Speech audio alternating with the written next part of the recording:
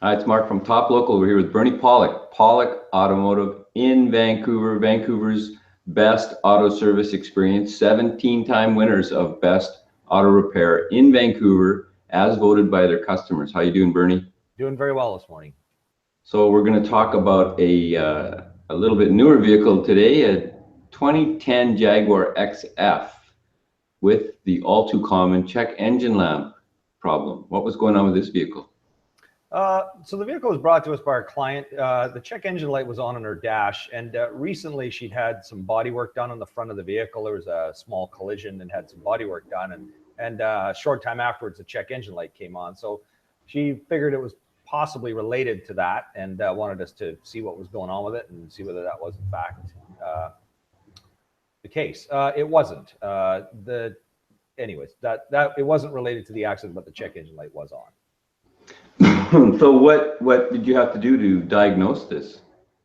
Well, basically, the first procedure, we plug a diagnostic scan tool into the vehicle and see what trouble codes are stored.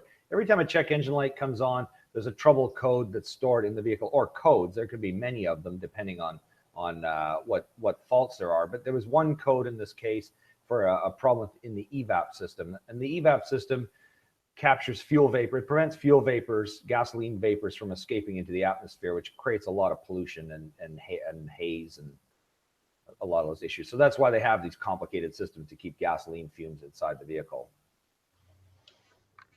So what other procedure? Well, that maybe sounds a little more complicated. Don't you just plug the scan tool in and it tells you exactly what the problem is? No, and a lot of people have that misconception that there's a magic box you just plug in, tells you what it is, away you go, you fix the part, and the car tells you what's wrong.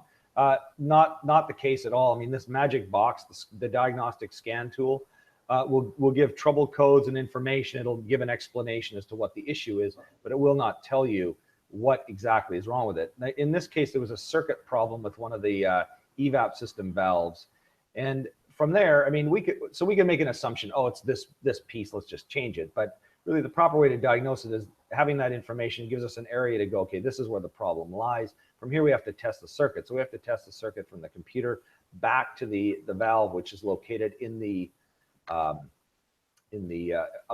way in the rear of the vehicle, buried up above the differential. So those are the tests we need to do to verify whether the part is bad, whether there's a wiring problem, whether the computer itself is bad, because it can be any of those things.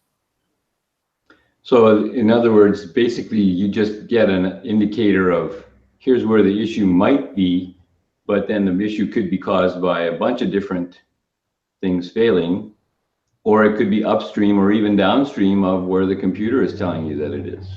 Exactly. And it's important to know with a lot of these trouble codes is whether the problem is being caused by the actual component or whether it's being something else that's causing the component to read a fault. So like a lot of diagnostic systems as cars get newer, the codes are more and more specific as to where the problem lies, but it still requires testing and verification to know. And there are hundreds of things that can cause a check engine light to come on. So we could fix this problem this week. Next week the light will come on because something else failed, and it's kind of frustrating for an owner because you go, hey, you just fixed that last week, and it's like, well, it's something else this time. So what ended up being wrong with this Jag? So there was an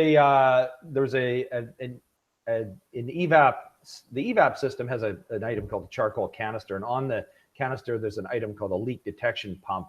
There's a valve on the pump that opens and closes to atmospheric pressure, and it's a vent valve, and basically the valve had failed. So that's what was wrong, and we found that, as I mentioned, through testing the circuits and making sure that everything was working fine, but we actually verified that the problem was in the pump itself. So that sounds pretty complicated, to be honest with you. Was this a difficult part to replace? It is. It's basically Jaguar installed this part, then they put the rear differential. It's a rear-wheel drive vehicle, so the rear differential sits underneath it, and there's no room to even access the wiring connector for testing, so we have to do all our tests from the front of the vehicle. But anyways, to get the component out, the rear differential has to come down, the exhaust system has to be removed, an axle shaft. There's a lot of pieces that need to be removed. Once those are out, then the part's really easy to change, but it's quite a few hours worth of work to replace the piece. Not exactly a Formula One car.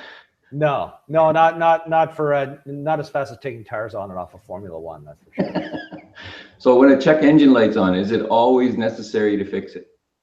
Well, I would say not yes and no, and it depends on why the light's on. So first of all, I mean, you should fix it because you've got a warning light that's telling you something's wrong. Now, if you live somewhere where there's emission testing and your vehicle needs to go in for a test, yes, you'll have to fix it because if the light's on, it'll fail the test. We live in Vancouver. They don't have emission testing anymore, so it doesn't really matter from that point of view. My first question to anyone who's got a check engine light on is how's the vehicle perform? If the performance feels exactly normal, then it's probably okay not to fix it immediately. But it's always worth having it scanned to see what the cause of the problem is. An EVAP problem is not going to affect your vehicle performance 99% of the time. It will create emission issues, so that's up to your conscience as to how much you care about the environment. But if you have an engine misfire code, or there's some other codes that are a lot more serious, it's important to fix them. But those usually will be associated with engine performance issues. So the key thing is get the code scanned by a professional, have someone assess what it is, and then you can decide what, between yourself and your mechanic or your service provider, do I need to fix this right now? Depending on your budget, depending, if you have a holiday you need to go on, if this code wasn't fixed on this vehicle immediately, it wouldn't really affect the car right away, but it's a good idea to fix it. And then, of course, if your check engine light's on for one problem you know of, if something else happens, you won't know that there was another problem that's occurred. So good to fix things as they happen, because even though it costs money to fix it, it's cheaper to fix them one by one than it is to wait till there's 10 codes and go, oh my God, it's way too much money. I need to get rid of the car. So yeah, that sounds like a really good plan, actually. Get your check engine light checked to find out, get an idea of what the problem is, and then you can decide whether you want to repair it or not. Yeah, exactly. That's exactly the best way to do it.